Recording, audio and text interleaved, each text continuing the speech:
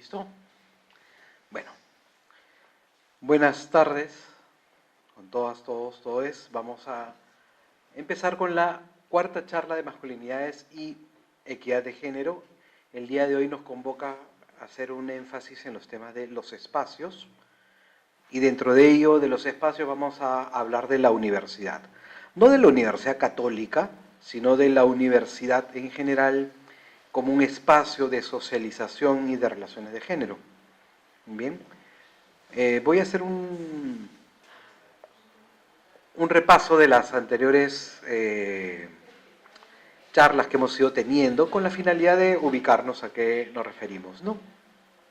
Dentro del sistema de género y la forma como nos desarrollamos por ser hombres, por ser mujeres o por ser personas, hemos ubicado a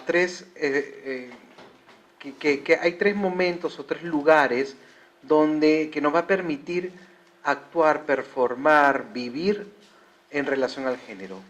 Uno de ellos es los roles, ¿no? El rol considerado como el papel, ¿no? El papel, el guión diferenciado que tu rol de hombre o tu rol de mujer, que tenemos que interpretar prácticamente y asumimos muchas veces sobre los temas culturales por el solo hecho de ser hombre o ser mujer, ¿no? ¿Cuáles son los roles de género?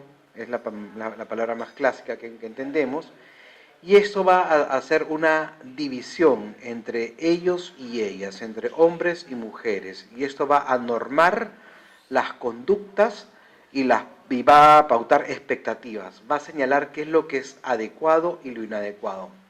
Por ejemplo, la división del trabajo por género. El ejemplo que más he utilizado dentro de los roles ha sido la división del trabajo por género, no del trabajo remunerado, sino del trabajo no remunerado.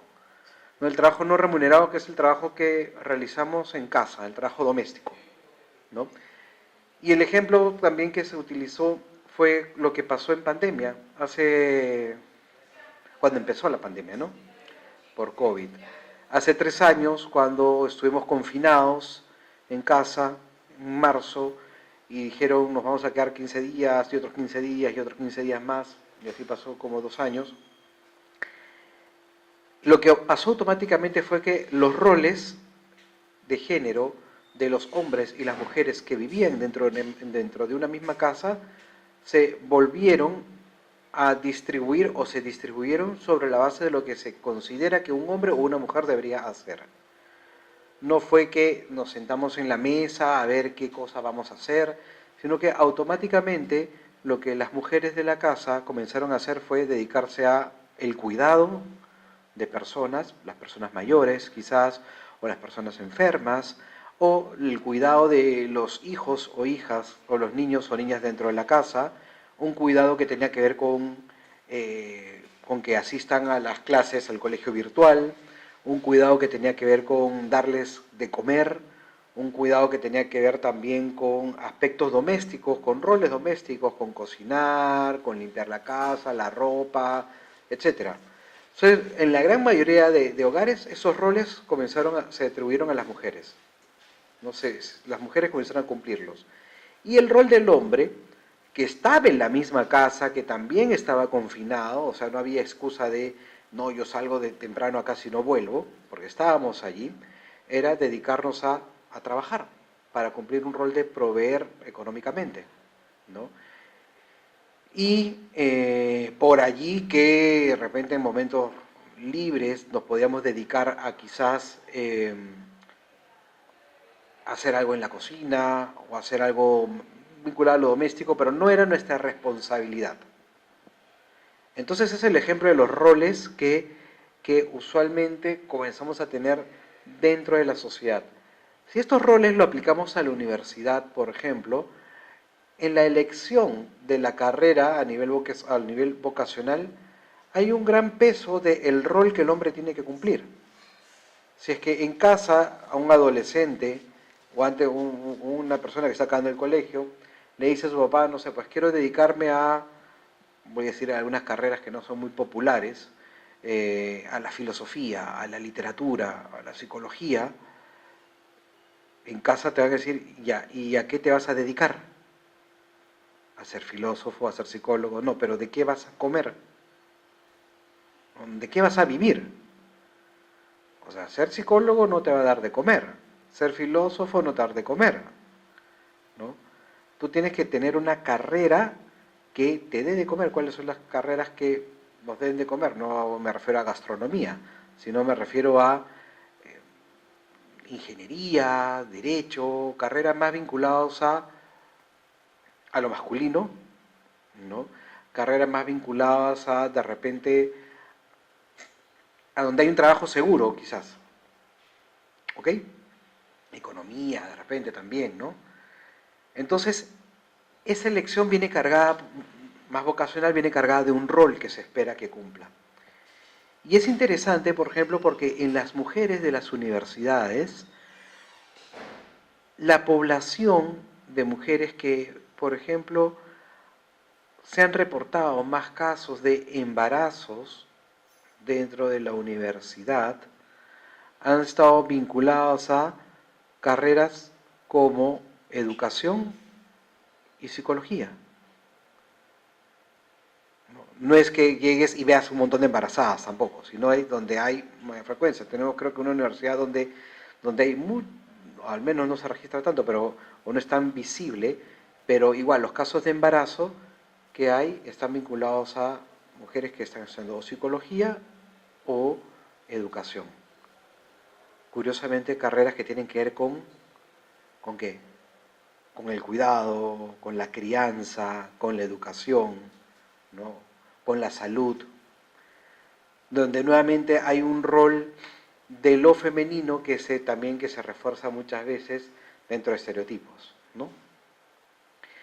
Los espacios lo vamos a entender como los lugares asignados por oposición y aparentemente de manera natural a hombres o mujeres por el hecho de serlo, ¿no?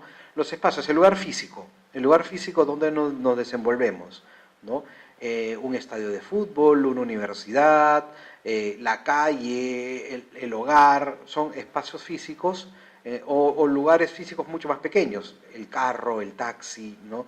La playa, de repente, donde nos desenvolvemos y lo atribuimos a lo público, lo privado, ese es un lugar más de hombres, más de mujeres, ¿no?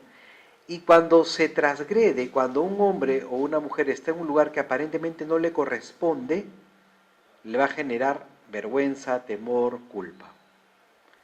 Hablando de universidades, por ejemplo, en la facultad de educación, no estoy hablando de su universidad, estoy hablando en general, ¿no? Una facultad de educación, una especialización de educación inicial, hay muy pocos hombres que se van a especializar en educación inicial. Y cuando lo hay, va a generar, oye, ¿qué haces acá? Hay un temor. Alguna vez, cuando pude presenciar que había un hombre que trabajaba en un nido, más que un nido guardería, y había estudiado educación inicial, muchos papás cuestionaban la presencia de este hombre como cuidador en esta guardería, en este nido. Como diciendo, ¿y este hombre va a cuidar a mi hijo? ¿Este hombre lo va a llevar al baño? ¿Le va a cambiar, no sé, la ropa? O sea, ese está transgrediendo un espacio que no le corresponde. Y hacerlo genera el temor social en este caso, ¿no? Pero cuando una mujer también transgrede los espacios sociales asignados a lo masculino, a los hombres, por ejemplo, y sucede algo, va a generar algún tipo de temor o de vergüenza. Puse alguna vez el ejemplo del estadio de fútbol, que si bien ahora van muchas mujeres también, cuando vas a un estadio de fútbol también te, entre comillas, expones, y esa es la excusa que dicen, a que te silben, te toquen, te hagan algo. Porque eres una mujer que está en un espacio de hombres. Y si te tocan, es bueno, tú te expusiste. ¿Para qué fuiste? ¿Para qué fuiste dentro del estadio, que es un lugar de hombre? Fuiste a, no sé, a las zonas, las entradas, las taquillas donde son populares, ¿no? Que son las más baratas y supuestamente son las más peligrosas porque están las barras, o asociamos a lo más barato a lo más peligroso, ¿no? ¿Por qué no fuiste a un lugar donde podías estar más segura?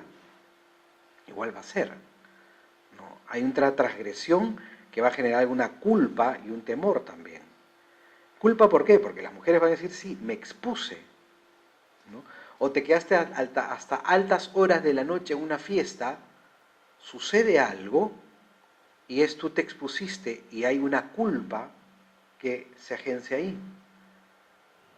Entonces, estas situaciones vamos viendo cómo comenzamos a darnos cuenta cómo el espacio también tiene una relación con el género, ¿no? Y es algo interesante al respecto también, ¿no? Por ejemplo, una vez, este ejemplo que alguna vez lo escuché, un grupo de mujeres sale de una oficina, 4 mujeres, y se van viernes en la noche a un bar a tomarse unas cervezas, como cualquier persona que sale de una oficina de repente. Y se acerca el mesero y le dice, ¿qué tal, cómo están? ¿Están solas o vienen acompañadas? Y las chicas dijeron, no, venimos solas, ¿no? Eran 4 mujeres, ¿cómo van a estar solas? Entendemos, este estar solas es como que no hay compañía de hombres, ¿no? Entonces no, estamos nosotras solas, como que estamos expuestas, ¿no? Y la dinámica interesante es que estas mujeres, 4 mujeres tomando una cerveza en un bar, inmediatamente se vuelve un punto, entre comillas, atractivo, ese atractivo entre comillas, para hombres que están también solos.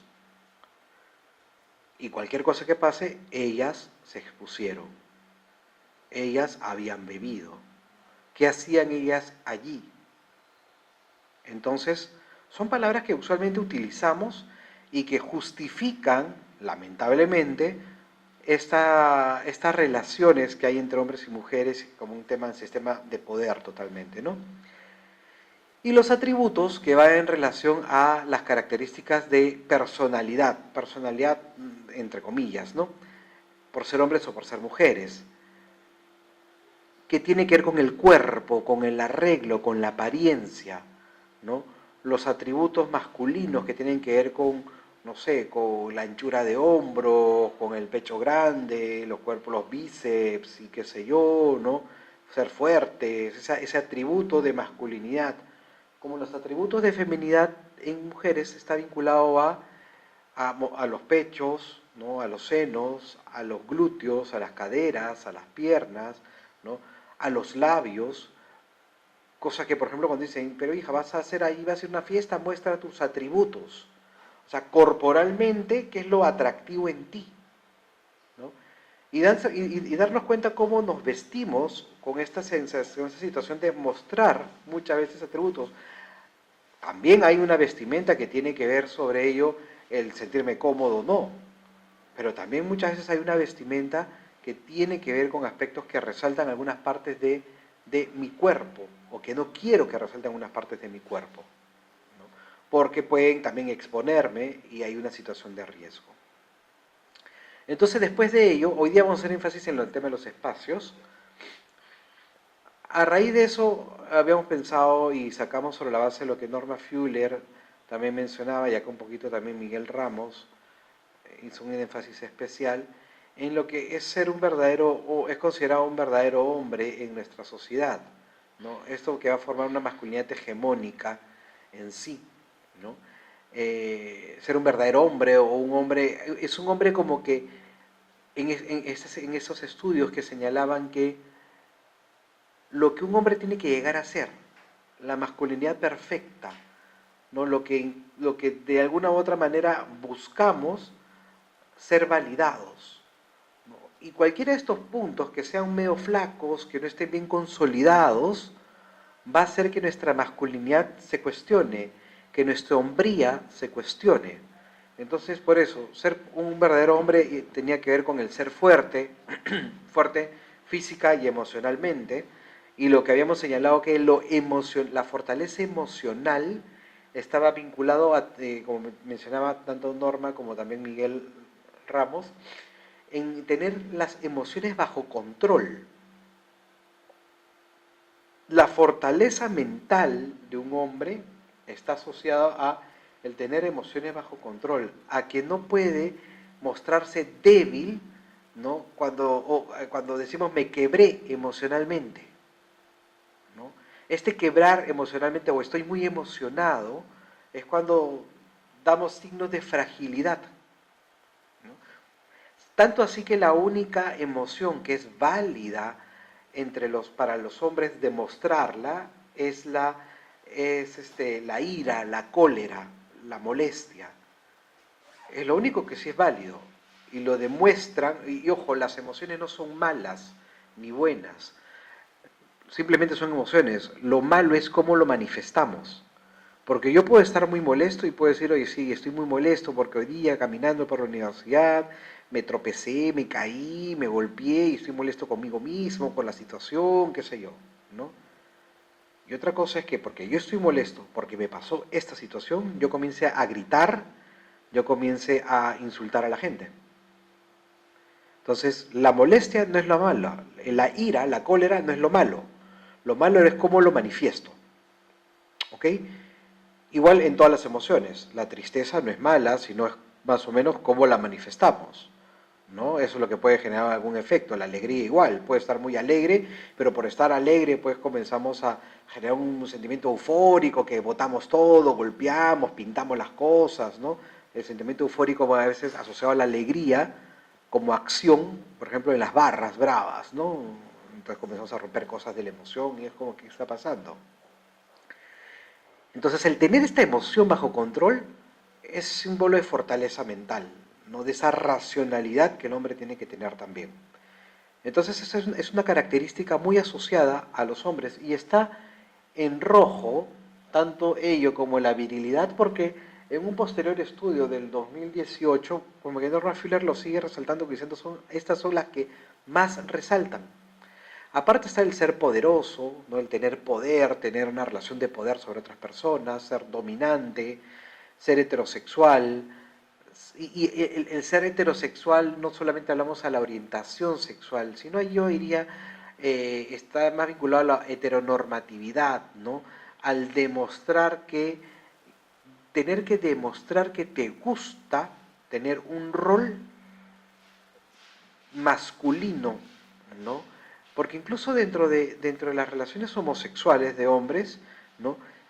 Es valorado como más hombre el hombre que no es el pasivo en una relación homosexual, sino el hombre que es activo, el hombre que penetra, vamos a poner el sexo coital, ¿no?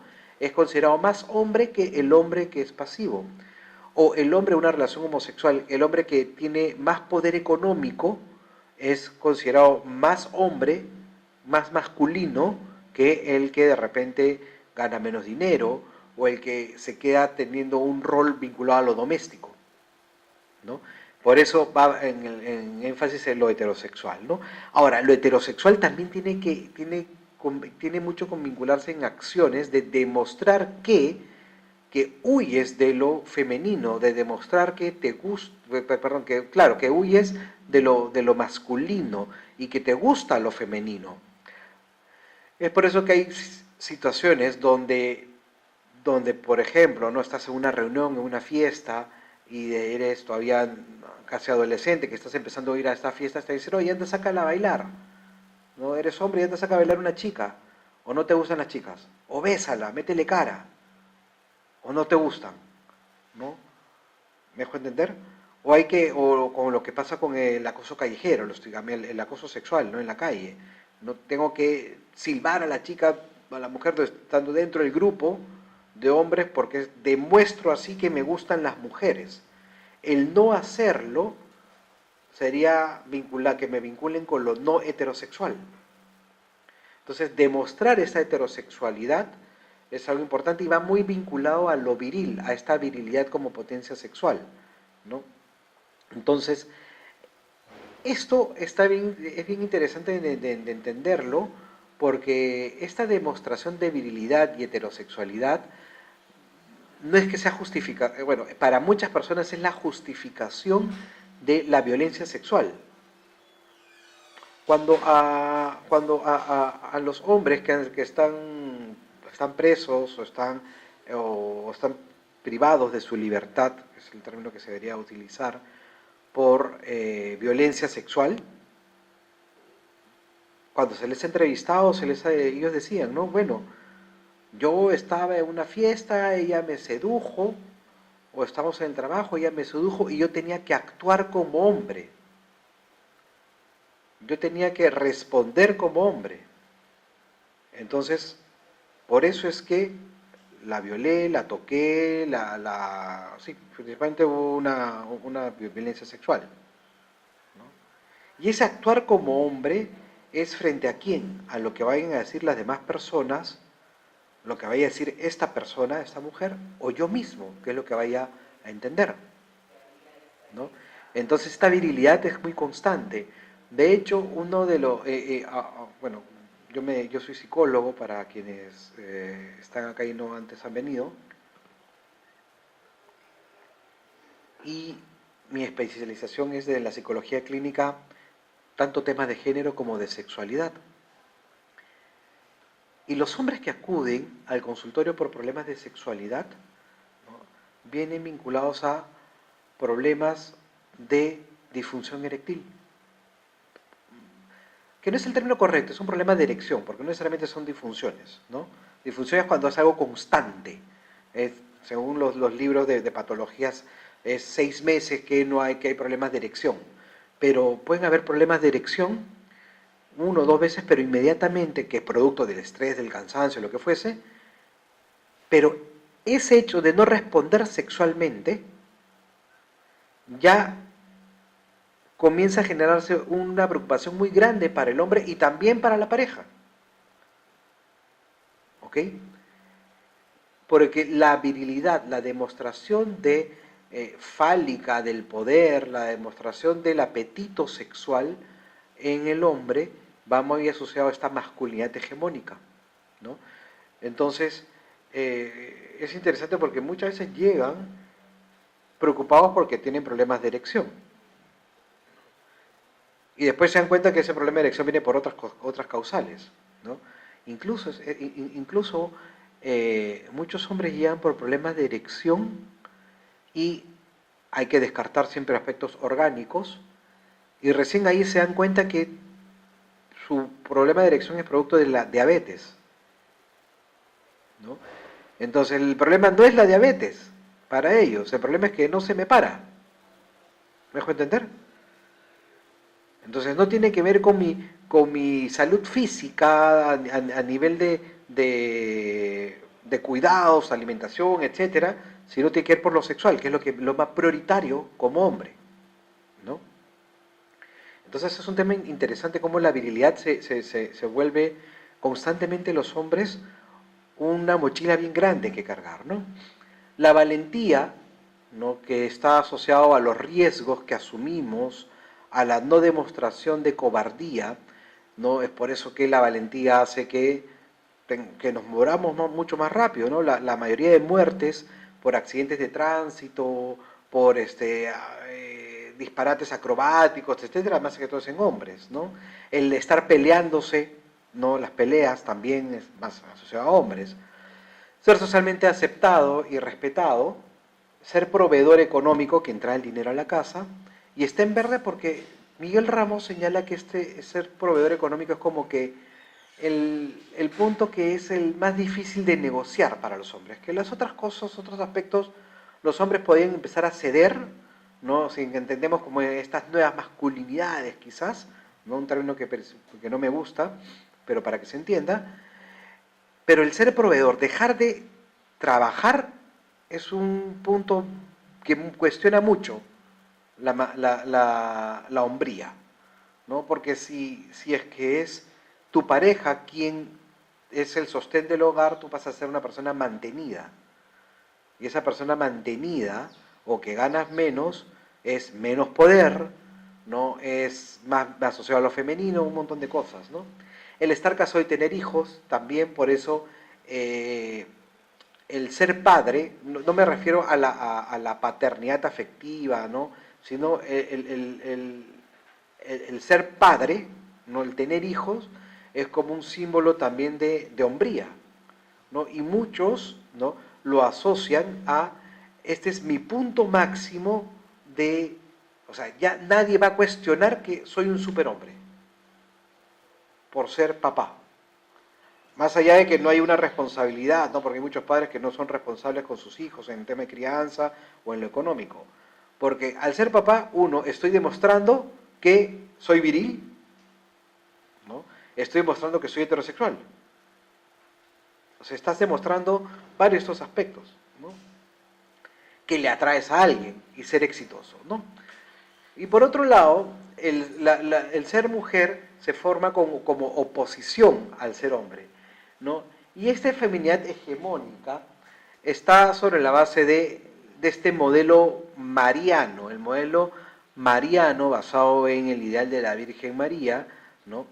Que no es que las mujeres quieran ser como la Virgen María, sino es el modelo universal de mujer perfecta, un modelo mariano dentro del sistema de Occidente, sobre todo, que hemos heredado, es estar al servicio de los demás, es una mujer que tiene que ser sumisa, obediente, dedicada a la familia, maternal, dedicado por entero a agradar a la pareja, mucho temor a que la abandonen, tolerante, dependiente, deseo sexual y erotismo no manifiesto, conoce la importancia de la virginidad, o sea, la virginidad como construcción social, no es que se mantengan vírgenes hasta el matrimonio o no hayan tenido relaciones sexuales hasta el matrimonio, sino saben que es algo importante, que ya no se da tanto como antes, sí, pero el no tener muchas parejas sexuales va asociado a eso, ¿no? Porque yo no puedo decir como mujer que, no sé, en mi vida he tenido 40 parejas sexuales, porque me van a tratar que soy una mujer sexualmente muy activa, que no sé, que me gusta el sexo, que soy ninfómana y qué sé yo, ¿no? Y con deseo que el hombre la domine, la proteja y controla, la controle como señal de amor, ¿no? Los celos son señales de ese control. O sea, celos y amor no tienen absolutamente nada que ver, lo veremos más adelante cuando toquemos en otro día los capítulos vinculados a la pareja, ¿no? Ante este modelo mariano, es que las primeras mujeres de la ola feminista comienzan a rebelarse, comienzan a decir, oye, ¿sabes qué? Yo no quiero ser sumisa, yo no quiero ser obediente, yo no quiero estar totalmente dedicada a la familia. Es más, yo no quiero tener familia, ¿no? Yo quiero, qué sé yo, que mi deseo sexual se conozca, manifestarlo. Entonces comienzan a rebelarse, a sublevarse a este modelo de mujer hegemónica, ¿no? De feminidad hegemónica, este modelo mariano, y es ahí que nace el feminismo. Entonces, el feminismo sale como contraposición a el modelo, al marianismo. Entonces, cuando nos dicen qué es lo opuesto al feminismo, no es el machismo, sino es el marianismo. Bien.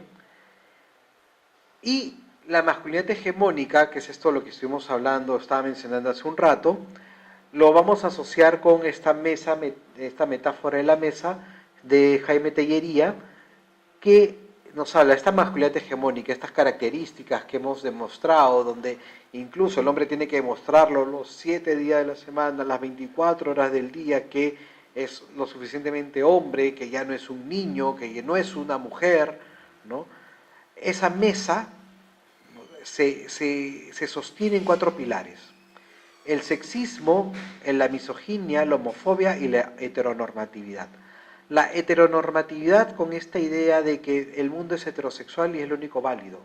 Por eso que siempre asociamos todo como hombre y mujer, quién es la hembra, quién es el macho, quién es lo femenino y lo masculino, etc., ¿no? La homofobia lo habíamos señalado como la huida de lo masculino. Yo teniendo miedo de no cumplir estas características de este verdadero hombre, no, si es que siento que hay alguna por ahí que no puedo cumplirlo, puedan cuestionar mi masculinidad y por ende pensar que no soy muy masculino, por ende más femenino y por ende va hacia la homofobia, ¿no? Por eso rechazo la homofobia, es como el rechazo al que otros crean que yo soy poco hombre, ¿no? Entonces, antes que yo crean que soy poco hombre, por no alcanzar estos estándares, lo que hago es proyectar ese miedo a otra persona, a una persona que puedo verla quizás físicamente más vulnerable, más débil, más afeminada, no tan masculino, y decía, él es el homosexual, no yo, ¿no? El sexismo, que va a resaltar estos roles de género, ¿no? Sobre la base del sexo de la mujer, tiene que cumplir estos roles que hemos hablado al principio, y eso va a ser el sexismo. Y la misoginia, que habla de la humillación a la mujer, la deploración a la mujer, el rechazo hacia la mujer, ¿no? como sujeto en general. Entonces, esto va a generar este poder y este machismo, que es la práctica en sí, y las relaciones de género y el poder tienen que ver, porque estas relaciones de género son relaciones sociales que unen mujeres y hombres. Y para desenvolverlo en estas relaciones nos basamos en normas sociales y en conductas.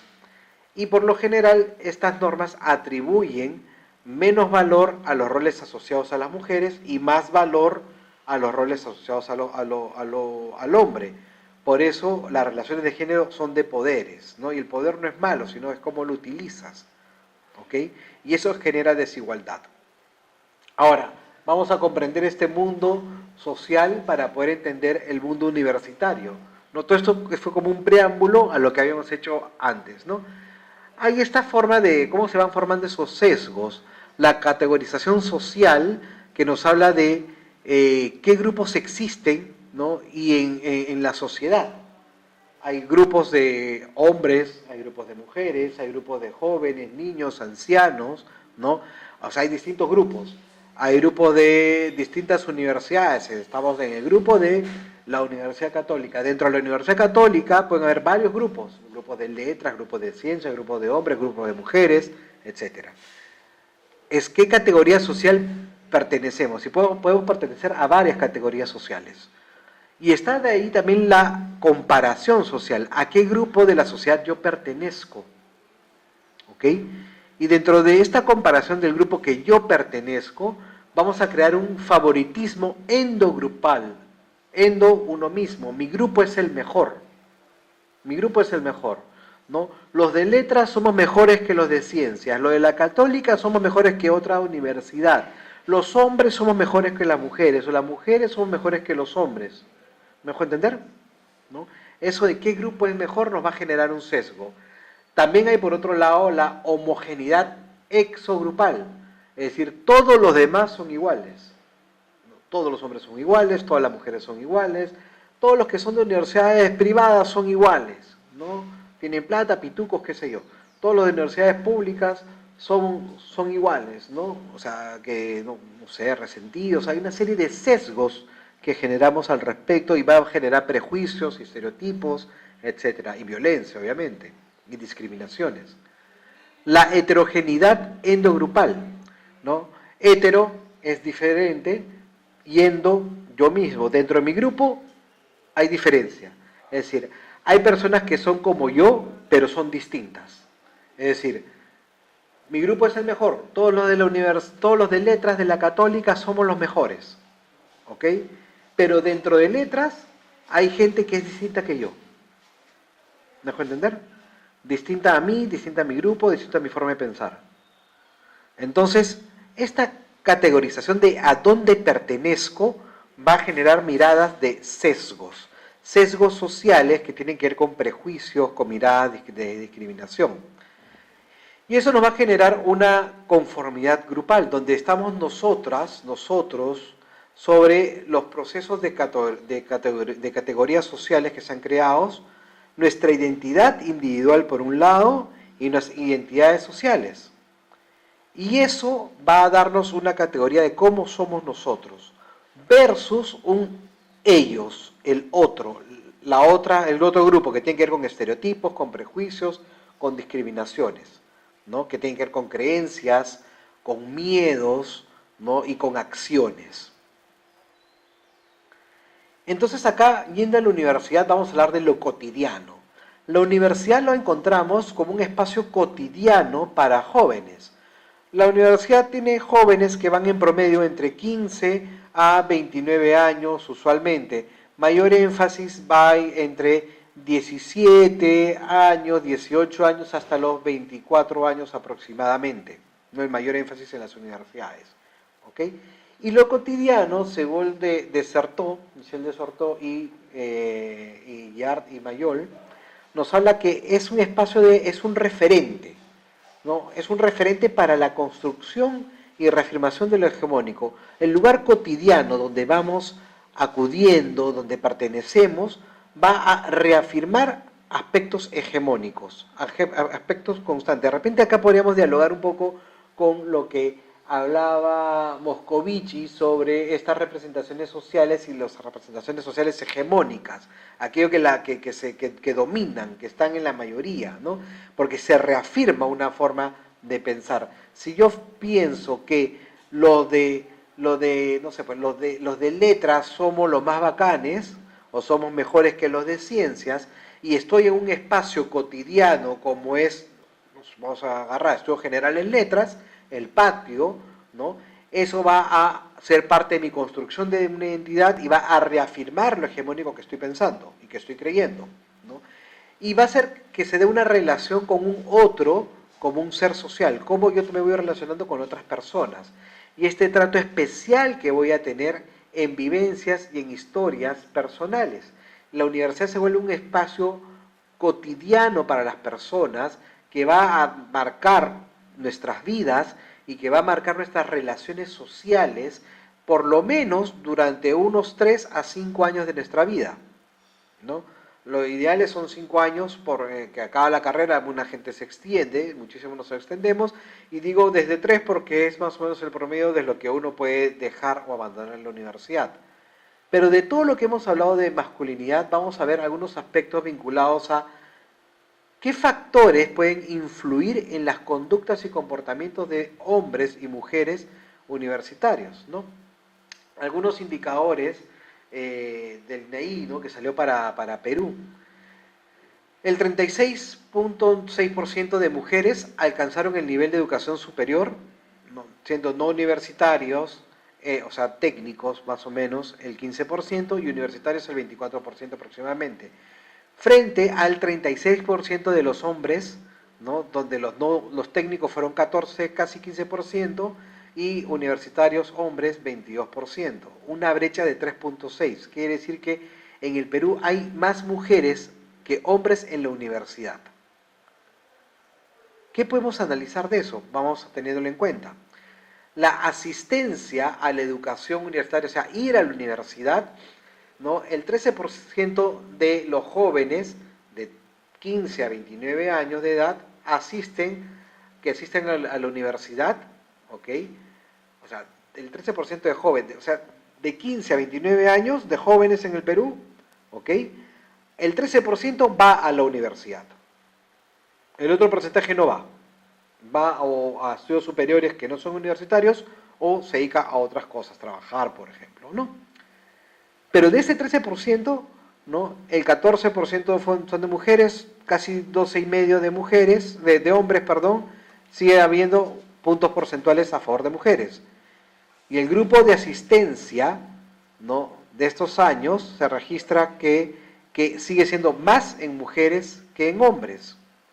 En el 2018, la educación superior universitaria que aprobó, ¿no? que aprobó, igual sigue siendo la mayoría mujeres que hombres.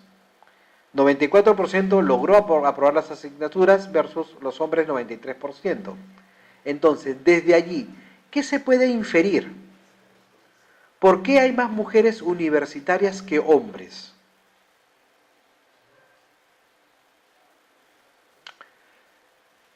Hay varios aspectos que pueden irse vinculando.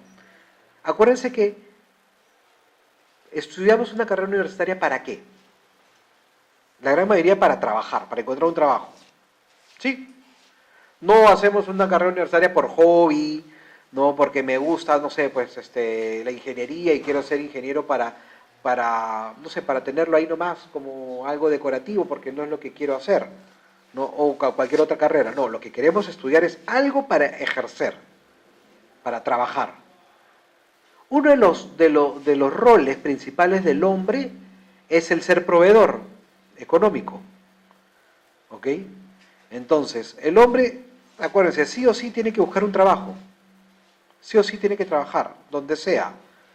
La universidad le va a dar facilidades para poder llegar más a un posicionamiento de mayor ingreso económico cuando trabaje.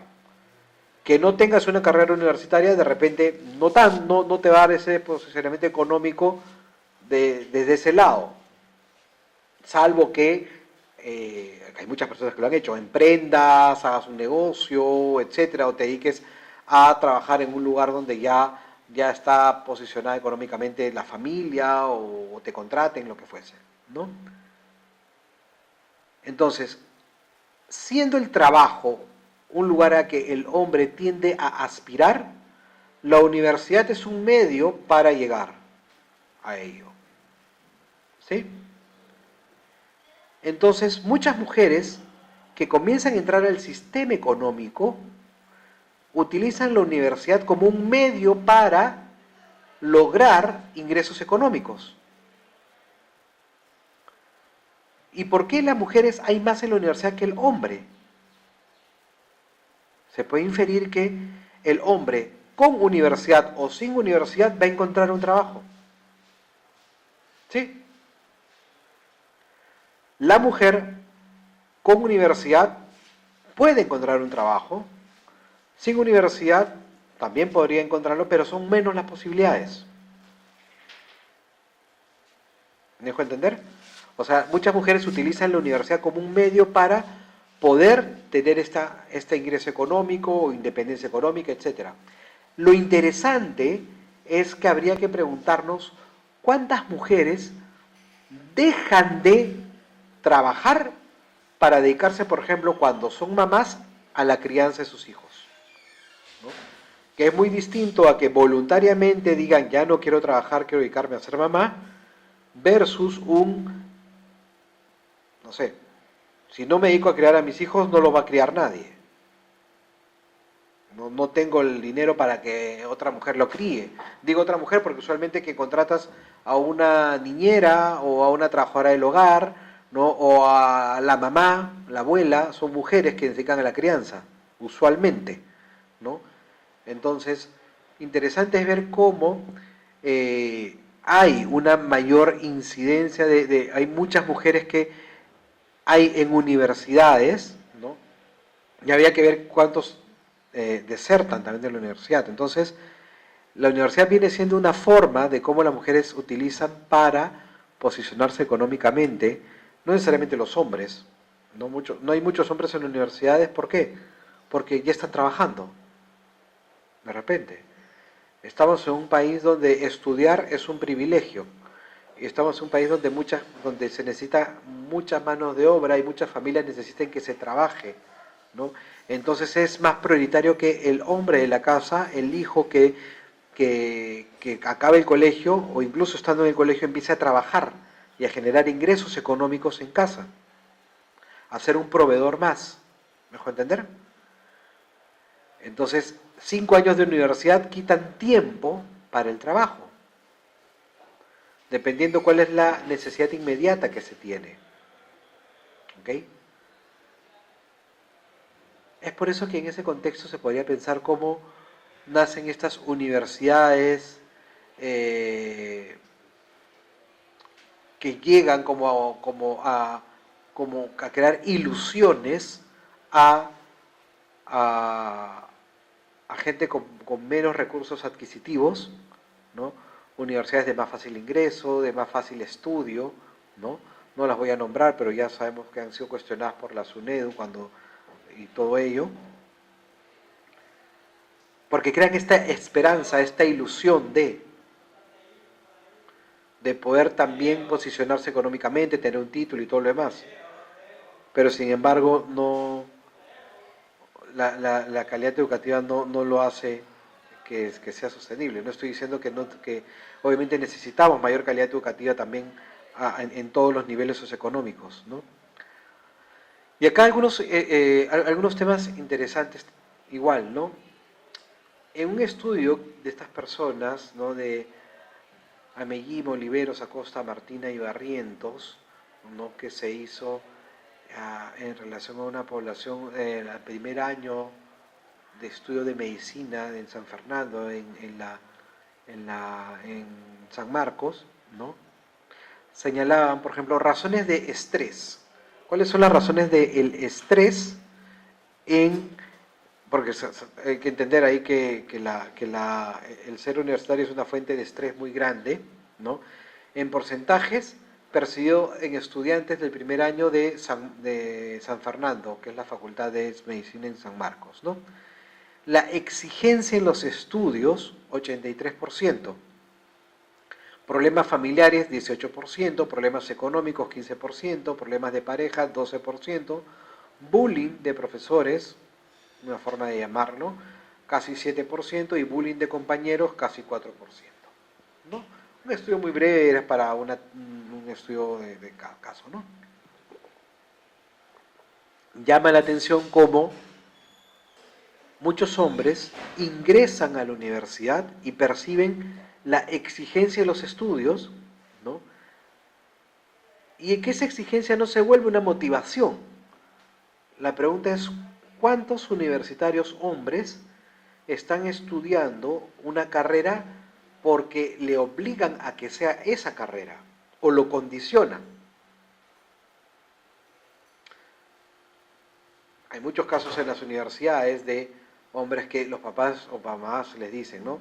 Tú te voy a pagar la universidad si es que estudias una carrera de ciencias o este tipo de carrera de letras, ¿no? Derecho o arquitectura, de repente, economía, pero si vienes a estudiar carreras de humanidades, por ejemplo, no te la pago. Está prima lo económico como futuro proveedor versus la vocación, por ejemplo. Entonces, eso ahí se suele percibir como una exigencia y también los problemas familiares por otro lado, ¿no? Y eso va a generar fuentes de estrés. Acuérdense, el estrés va a generar ansiedad. Estrés y ansiedad va a generar emociones vinculado a qué? A la cólera, a la ira, al fastidio, a la tristeza, ¿sí? Y ya lo hemos hablado, el hombre tiene que demostrar que es fuerte. Y esa fortaleza mental de emociones va a hacer que no manifieste el sentirme, no sé, triste, desmotivado, entre comillas, depre. Digo entre comillas depre porque se utiliza mucho como jerga. ¿Cómo estás, depre? No es la depresión clínica, y por eso yo lo digo entre comillas y como que me voy dudando porque cuando cuando lo utilizamos como jerga le quitamos el real peso importante a la depresión como problema de salud mental, ¿no? Pero que puede llevar a depresión todas estas situaciones, ¿no? ¿Cómo lo manifiesta el hombre? O el hombre universitario, lo va a demostrar con violencia. Como les dije, la gran mayoría no dice estoy molesto porque me ha pasado esto. Entonces la gran mayoría va a gritar, va a pelear, va a generar situaciones de violencia física o violencia verbal porque no tiene otra manera de canalizar o sacar esas emociones.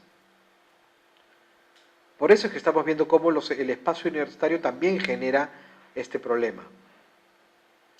Dentro de un estudio que se hizo en el consorcio de universidades y universidades saludables, a la cual pertenece la Católica. Acuérdense, el consorcio de universidades es este consorcio que se hizo entre la Católica, Cayetano, Universidad de Lima y la Pacífico, ¿no?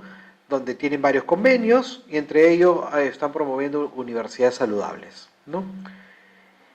Y fíjense cómo este estudio nos habla, claro, fue en el contexto dentro del primer año de pandemia principalmente, que no sé si va a variado tanto, pero los síntomas, sintomatología, los síntomas de ansiedad, depresión y estrés. Ya hablamos de depresión clínica, no es que estoy depre porque estoy bajoneado, sino depresión en sí, ¿no? ¿Cómo hay, por ejemplo, la ansiedad, ¿no? Hay una extremadamente severa, hay un 28%, extremadamente severa es este guinda, ¿no? Versus un 31% que dice hay una ausencia de ansiedad, pero ya estamos hablando que hay severa, moderada y leve, ¿no? Moderada, severa y extremadamente severa, la ansiedad está acá. Estamos hablando más del 50% de universitarios. ¿Ok? En la depresión, igualmente, ausencia es este plomo, ¿no? Pero moderada, leve y severa, depresión, estamos por acá. 25% extremadamente severa la depresión. Y el estrés, fíjense cómo también está acá, ¿no? También llegando a más de la mitad de la población.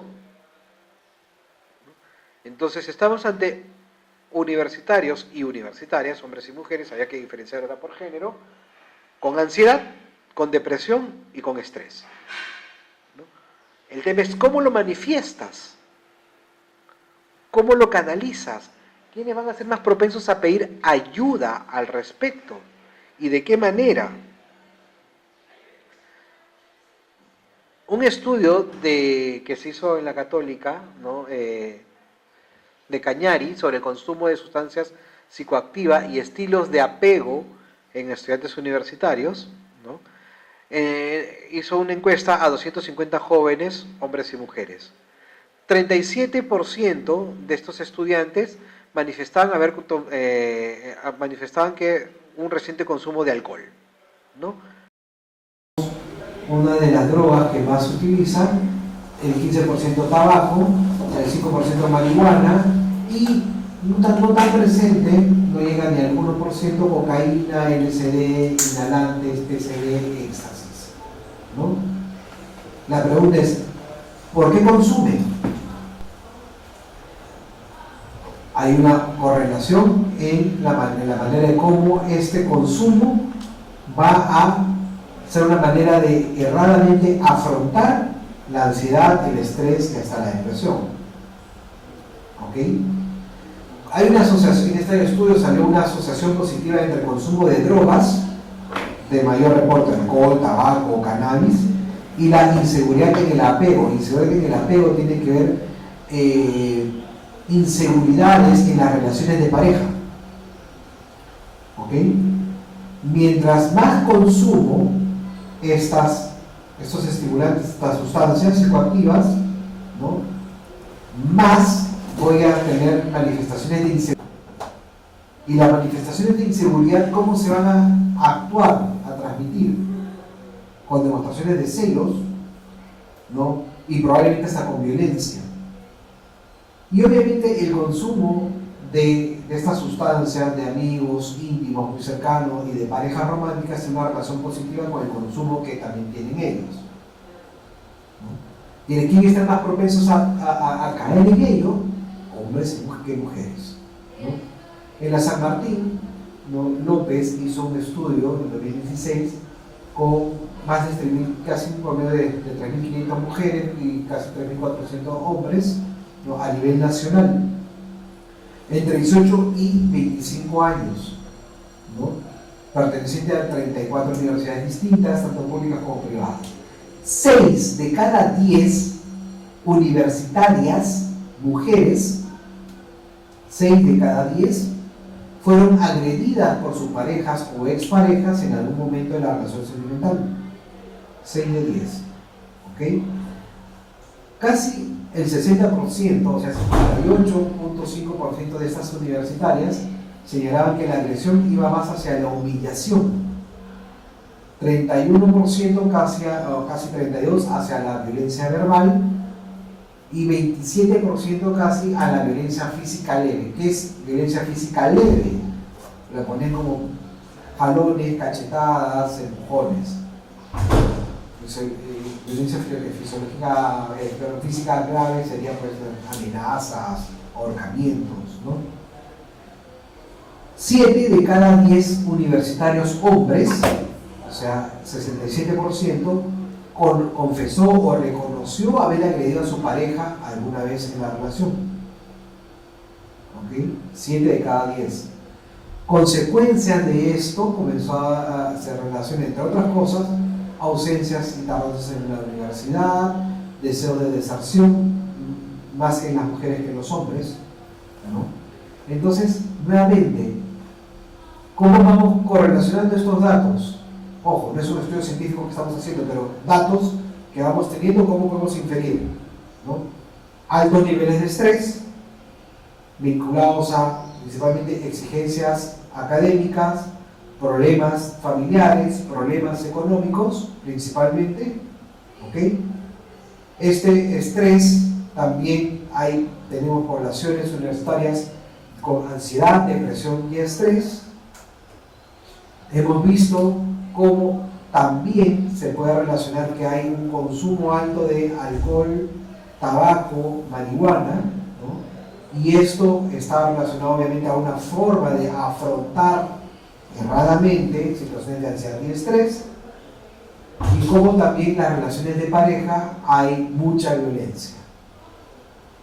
Entonces, ¿cómo es la universidad como un espacio de interacción en sí? Es un lugar violento.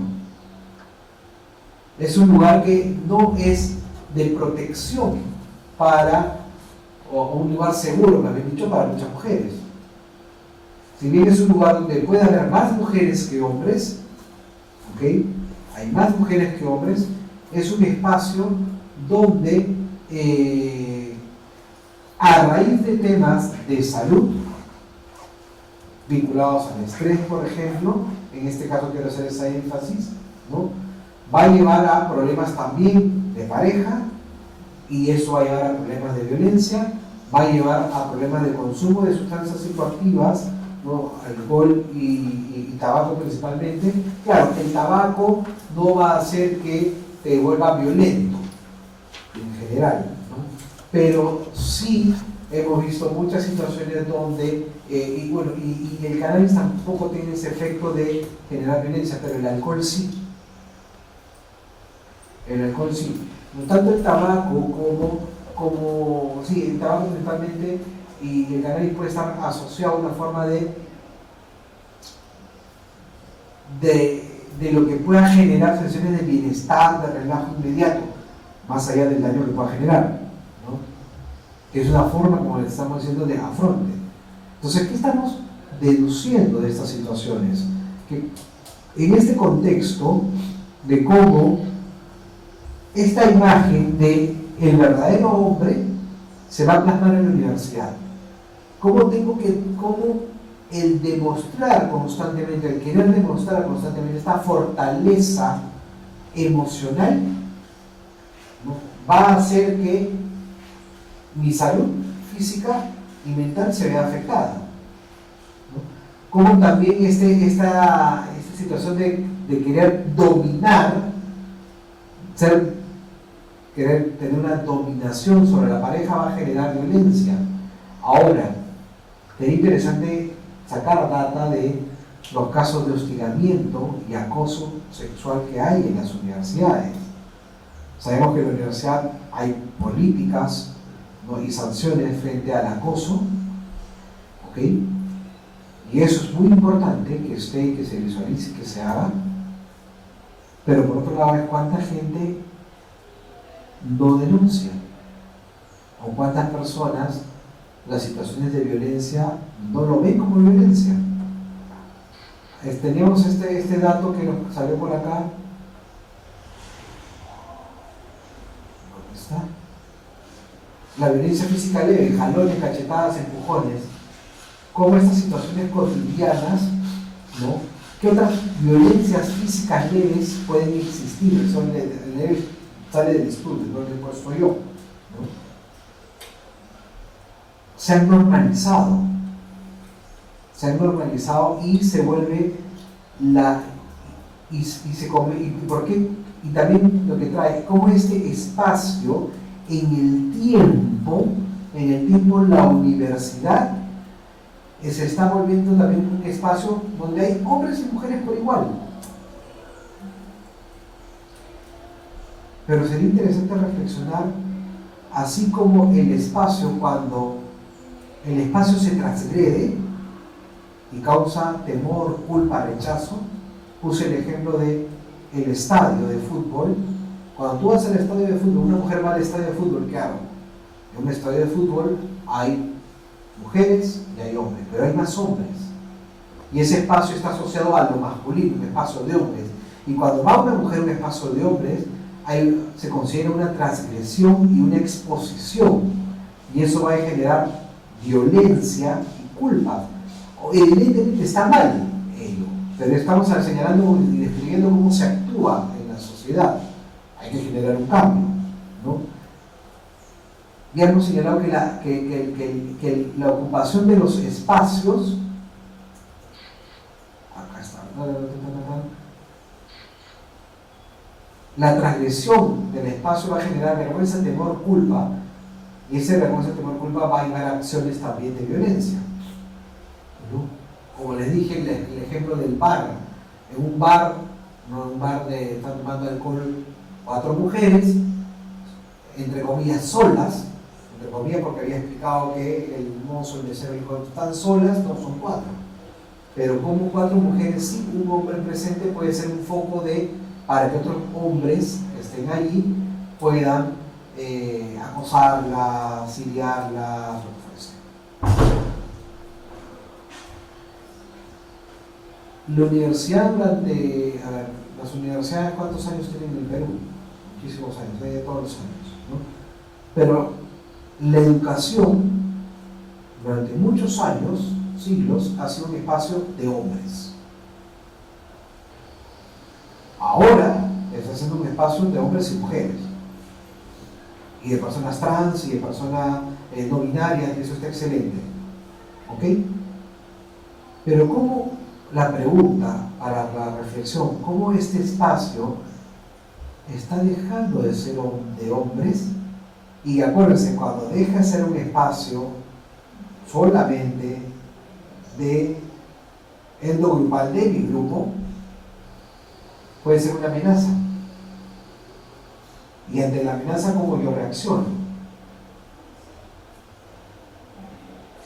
Ejemplos muy grandes podemos ver, por ejemplo, para la redundancia, en facultades de ciencias, espacios donde hay más de ingeniería, donde suele ser más hombres que mujeres.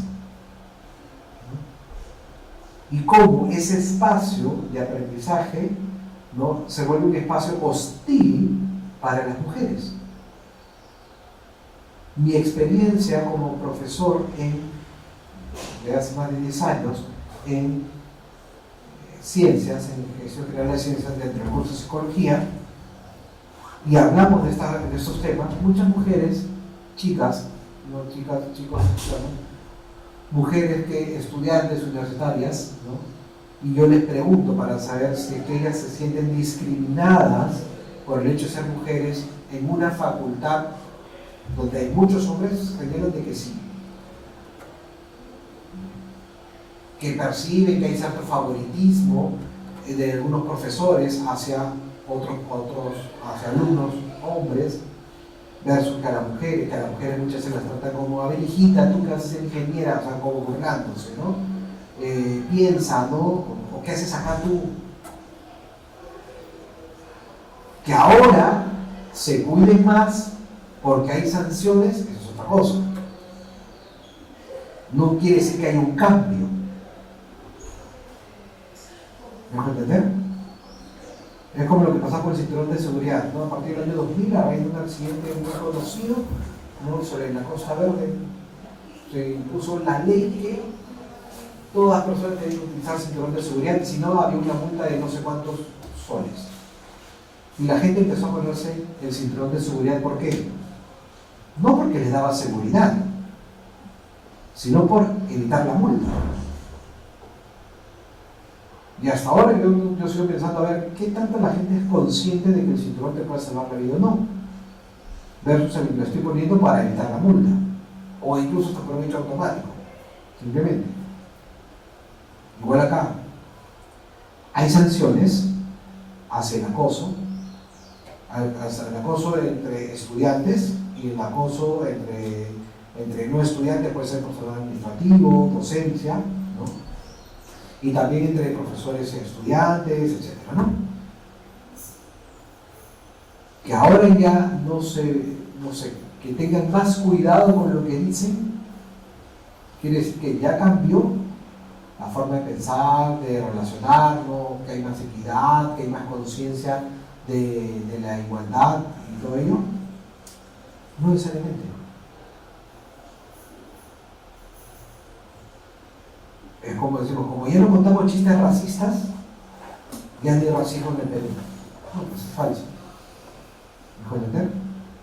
Entonces, es importante cómo es la reflexión, como el espacio de la universidad, ¿no?, que ha sido un espacio masculino durante tantos siglos, la presencia de mujeres puede volverse quizás una amenaza para muchos hombres, sobre todo en algunas facultades, como para tener en cuenta, como para verlo, ¿no? Como también la amenaza de lo no masculino en mis espacios me genera a mí también temor. Y esta amenaza de lo, me atrevería a decir, de lo no binario, amenaza entre comillas, ¿no? Porque volvemos al principio, está bien, equidad, celebremos las diferencias, ¿no? Y eso es parte de la diversidad del mundo y eso es lo bonito, pero ¿cómo este tema de la discriminación, o sea, ahora es nuevo, no es nuevo, reciente, hace pocos años que en la universidad la discriminación, la violencia hacia las personas trans, por ejemplo, está penado. Hay una pena, está prohibido y todo ello. Es nuevo. Normalmente, porque está penado quiere decir que ya no discriminamos. Como cada vez la presencia, que me parece genial, la mayor presencia de mayores de muchas diversidades, de población LGTBIQ+, mucha gente se la siente como amenazas.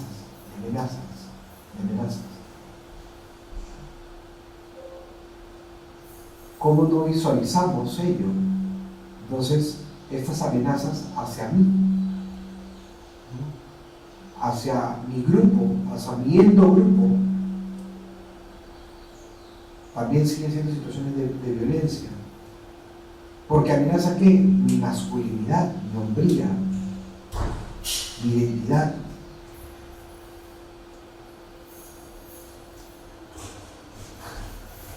No sé si tienen preguntas, dudas. Voy a dejar acá la reflexión para ver si tienen alguna pregunta al respecto de todo lo que hemos ido tratando.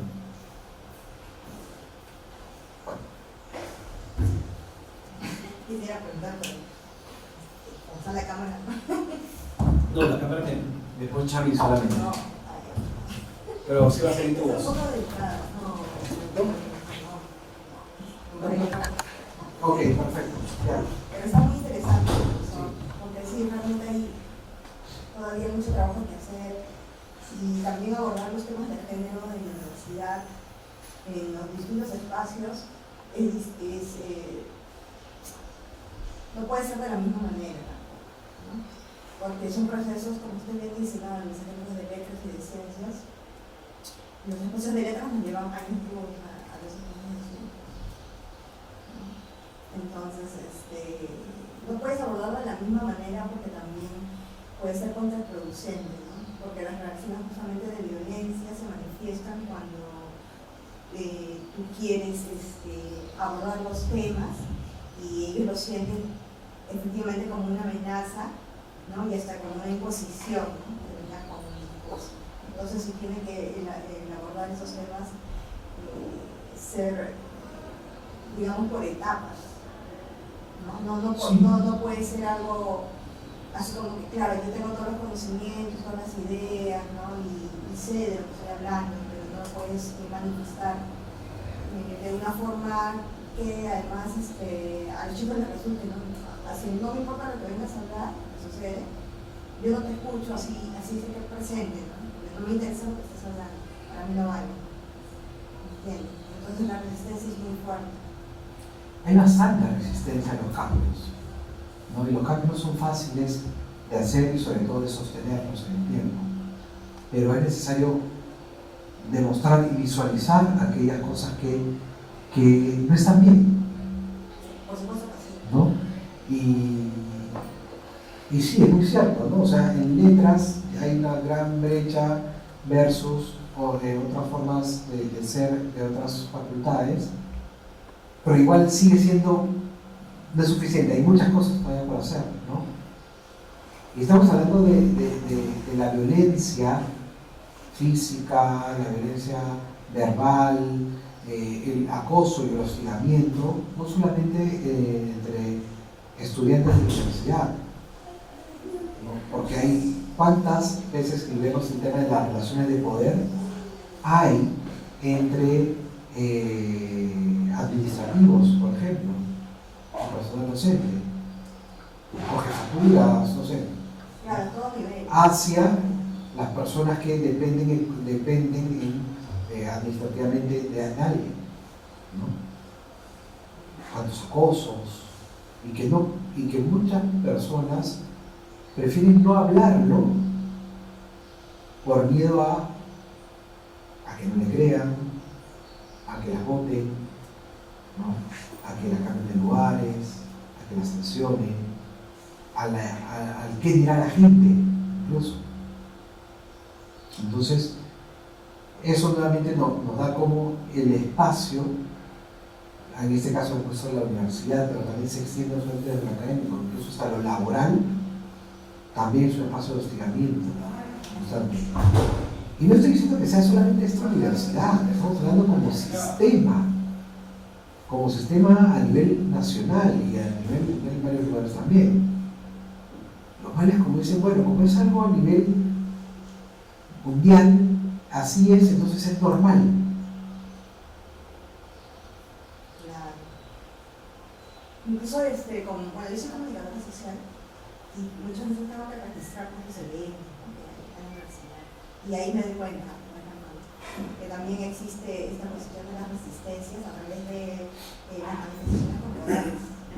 En las fotos, por ejemplo, un día ¿no? Estuve en un foro y veo pues efectivamente que había una persona con otra identidad de género. Y cuando interviene, en un foro, ¿no? Para dar su opinión acerca de la película, en la foto sale claramente como los chicos que se definen como masculinos no miran de reojo o en unas posiciones pues un poco como reacios, ¿no? Porque estaban hablando, ¿no? Entonces, si bien, claro, digamos, desde el ámbito universitario se trata de priorizar los espacios, pues yo creo que va más allá, ¿no? O sea, deben haber cosas de base, de fondo, ¿no? Para poder tratar esos temas, porque, como ustedes dicen, al final sigue siendo una obligación, ¿no? Porque está el maestro delante o el conferencista delante, y es que, digamos, el que pone el orden y es una autoridad. Entonces, si la persona, ¿no? En este caso que era de gay, ¿no? Digamos, toma la palabra, tal vez si no hubiera habido una persona, un profesor allí, ¿no? Que esté dirigiendo el foro, tal vez pudiera haber sido agredida de alguna manera, ¿no? Exacto. Entonces es casi una obligación para los alumnos tener que escuchar lo que esa persona diga, ¿no? Entonces, de verdad yo lo veo como que ese trabajo de pluralización justamente tiene que haber algo más de fondo, ¿no? Que no solo tengan que ser actividades para decir que todos estamos en un mismo espacio, ¿no? Sino cómo podemos hacer para que justamente esos espacios, independientemente de lo que creamos, lo que nos definamos o lo que queramos ser, sea empático, ¿no? Hay mucho por hacer todavía. Y ese puede ponerlo acá. Y qué bueno que tengas esa voz para poder traerlo y reafirmarlo. Ponerlo como en la agenda. Ojalá que se siga haciendo más cosas y eso de nosotros. Gracias. ¿Atrás ibas a mencionar algo? Sí, en realidad yo tenía interés en enfocar precisamente el tema de las relaciones de género, cómo se performan las mujeres hegemónicas dentro de la cotidianidad, que me parece un concepto bastante importante y bastante potente, porque creo que es dentro de esa cotidianidad entre los cuales obviamente se generan relaciones víctimas-victimarios, pero a la vez, digamos, los victimarios terminan siendo víctimas de una cotidianidad a la que se circunscribe y se normaliza. Entonces hay, yo creo, una doble, digamos, una doble cotidianidad, o al menos un círculo de cotidianidad que representa un sistema. Pero mi pregunta era, y justo era lo que mi compañera mencionó en su presentación, ¿cuál será su utilidad en insertarse pedagógicamente para cambiar esta cotidianidad frente a un sistema que refuerza diariamente y a través y desde varios lados, digamos, estos esquemas, estos roles de género, ¿no? Yo pensaba justamente en alterar, digamos, precisamente esta cotidianidad cada vez en mayor grado, a través de dinámicas incluso que pueden parecer simples, básicas, pero cuando se suman, precisamente hacen esta suerte de bola de nieve que genera un impacto. Pero aún así hay una resistencia. Entonces, ¿qué tips pedagógicos? Hay dinámicas como cuáles, por ejemplo. Dinámicas como cuáles, se te ocurre. Por ejemplo, en los colegios, ¿quiénes juegan en la cancha? O cuáles son las actividades que se ejercen dentro de este espacio. Es decir, usualmente las mujeres quedan relegadas a la periferia, mientras que los varones están tomando el espacio central, ¿no? Y es una actitud normalizada apenas salen del salón de clase, ¿no? Toca el timbre y los niños van de frente a pedir un balón y se adueñan. O en el caso de que, por ejemplo, un grupo de niñas quieran jugar o hacer una actividad, incluso en menor medida se circunscriben a esa actividad, o otras opciones es que tratan de reclamar un espacio para ellas, pero con un deporte distinto, ¿no? Entonces hay ahí varias actividades, desde la toma del espacio, del tipo de actividades que se quiere realizar, o si es que se quiere insertar, cuánta es la cantidad de mujeres y varones en un deporte, por ejemplo. Hay varias cosas que están como... Sí, sería interesante, ¿no? O sea, hay varias cosas que tienen que verse más desde aspectos políticos, ¿no? A mí me parecería interesante, por ejemplo, que en todas las facultades haya algún curso vinculado a género de manera obligatoria. ¿No? Obligatoria, no estoy hablando como electivo, ¿no? Por ejemplo, que tenga que haber estos cursos de género, quizás haciéndolo más énfasis a la facultad de repente, ¿no? O sea, ingeniería mecatrónica y relaciones de género, ¿no? Economía y relaciones de género, no sé, gestión o comunicación para el desarrollo, ¿no? Y sistema de género, o sea, cómo el sistema de género afecta o se relaciona, ¿no? O suma o resta a lo que tú estás haciendo, ¿no? Porque es lo cotidiano, o sea, lo que nos enseña en la universidad hay muchas cosas que nos sirven y otras cosas que no nos sirven, ¿no? O sea, está bien dicho que nos sirven o no nos sirven, que son más para el día a día y otras que no son tanto el día a día, sino son parte de un conocimiento general, ¿no? Pero el sistema de género es del día a día, ¿no? Y de repente desde ahí sí se puede empezar a hacer cosas dentro de ello, ¿no? Espacios de reflexión también ayudan bastante al respecto. A mí me gusta mucho, por ejemplo, que se utilice el mal llamado lenguaje inclusivo cuando los profesores hablan, cuando la gente habla, ¿no? ¿Por qué digo mal llamado lenguaje inclusivo? Porque el lenguaje inclusivo, por ejemplo, decir todes, no estás incluyendo a las personas trans, que es lo que mucha gente cree, o a los no binarios, o no binarias, o no binarie, ¿no? Yo más bien siento que cuando utilizamos este lenguaje que no es ni masculino ni femenino, sino para mí mal llamado inclusivo, ¿por qué mal llamado inclusivo? O sea, sí es necesario serlo, pero no bajo esa formalidad de lenguaje inclusivo, porque siento que el lenguaje que se está utilizando es la señal de que todos no están incluidos, de que todas las personas no están incluidas. ¿Me dejo entender? O sea, yo utilizo este lenguaje el todes, porque es una señal de que no todas las personas están incluidas. Y yo no sé si en el todes se sientan incluidas tampoco. Yo estoy asumiendo que sí. Pero estoy señalando por si es hasta más político, no puedo decir, ¿no? Le estoy haciendo una señal de que, diciendo todas y todos, y todes, no todas las personas están siendo incluidas, ¿no? Por ejemplo, yo tenía un profesor en la maestría de género que siempre hablaba de él en femenino. Y físicamente, y siendo él un hombre heterosexual, siendo el hombre, sí, totalmente, o sea, físicamente es el género, ¿no? O sea, de masculino, hombre, pero hablaba de él en femenino, siempre, incorporado totalmente en su discurso. Todas, nosotras, ¿no? Nosotras como mujeres, ¿no? Siempre hablaba de él como mujer, ¿me puedo entender? ¿Y eso qué generaba? Generaba una disonancia cognitiva en uno diciendo, a ver, esta persona me está hablando como si fuese mujer, pero yo veo que es hombre, y no estamos hablando que son trans. Sino era una acción simplemente como para perturbar, por ejemplo, sí me parece, para perturbar a la audiencia de que, oye, acá no todo es hombre y mujer, no está como estos temas heteronormativos, que el mundo no es tal cual, lo hemos puesto.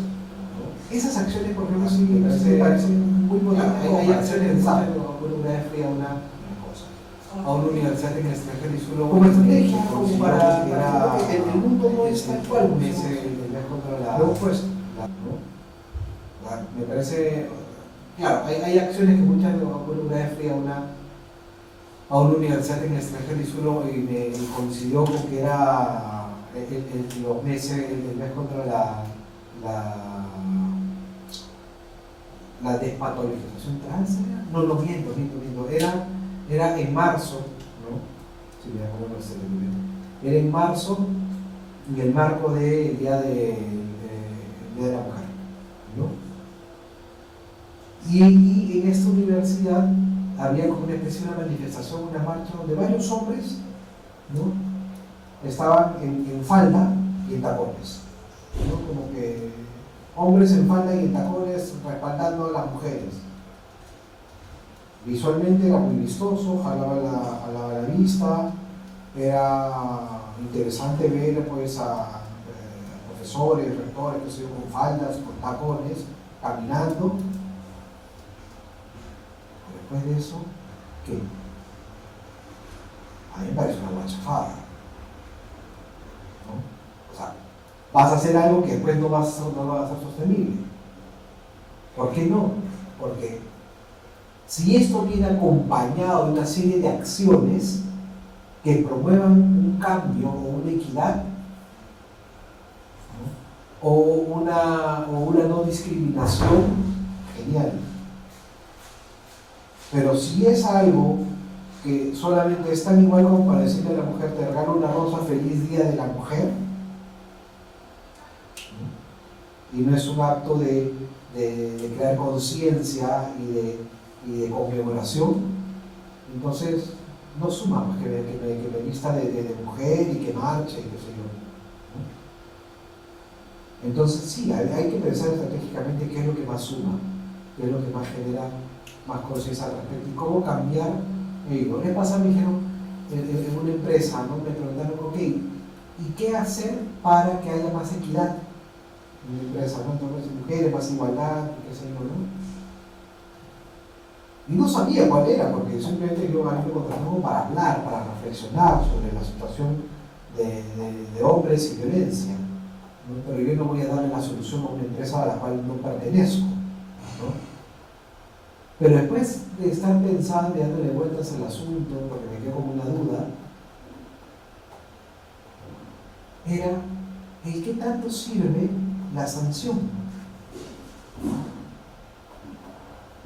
¿Qué tanto, como entre comillas, primer peldaño, si se puede poner así, nos está sirviendo la sanción como para darnos cuenta que algo está mal? ¿Qué tanto ha servido que que me ponga el cinturón de seguridad para que no me ponga la multa? ¿Qué tanto está sirviendo que no diga frases o palabras de hostigamiento o acciones de acoso para que no me sancionen? ¿Me puedo entender? ¿Qué tanto me cuido de eso? Mi pregunta es, no es mi conclusión, mi pregunta es: ¿qué tanto el miedo a la sanción, a observar y castigar, bien de Foucault, ¿no?, hace que comience a ser consciente que algo está mal y que comience a cuestionar ese cambio, ¿no? Porque si es que lo hago, o sea, si es que públicamente no lo hago, pero a escondidas, con mi amigo, con mi compinche, con mi vato, le digo: oye, mira esta persona, y comenzamos a tener otro discurso misógino, sexista, homofóbico, pues hace más de lo mismo, ¿no? Es una buena pregunta, como para dejarla ahí, ¿no? Pero sí, realmente tiene que ver con la educación. Yo creo que es una base, ¿no? Porque Sí. si no, no va a desaparecer de nada. Y la educación viene de la mano también con conceptos de cuestiones conservadoras, ¿no?, de cosas que no dejan que también haya una transformación, ¿no?, real, ¿no? Entonces hay una resistencia muy fuerte, ¿no? Sí, me decía que no usar el micrófono, porque preferiste tú no utilizar el micrófono esa manera. ¿Se escucha? Sí, creo que no, pero... No. Pero bueno, tenemos que ir terminando. Sí, sí. Gracias por su presencia. Nos vemos de acá a 2 meses, más o menos, con el siguiente espacio, que también vamos a hablar de los espacios, pero vamos a hacer más énfasis en reuniones, fiestas y otros espacios también de violencia, ¿no?, en la cotidianidad. Profesor, digamos, alguna información de la organización envía un correo a que desistimos, algo así. ¿Organización qué sentido? Algunos documentos, porque a mí sí me interesa tener. De saber más y qué sé yo. De literatura del tema, ¿no?, de la charla. Ok. No. No, pero si escribes, ¿no?, y la pides, las estoy llevando. Ya, ok, ¿Ok? gracias. Listo. Gracias. Gracias también.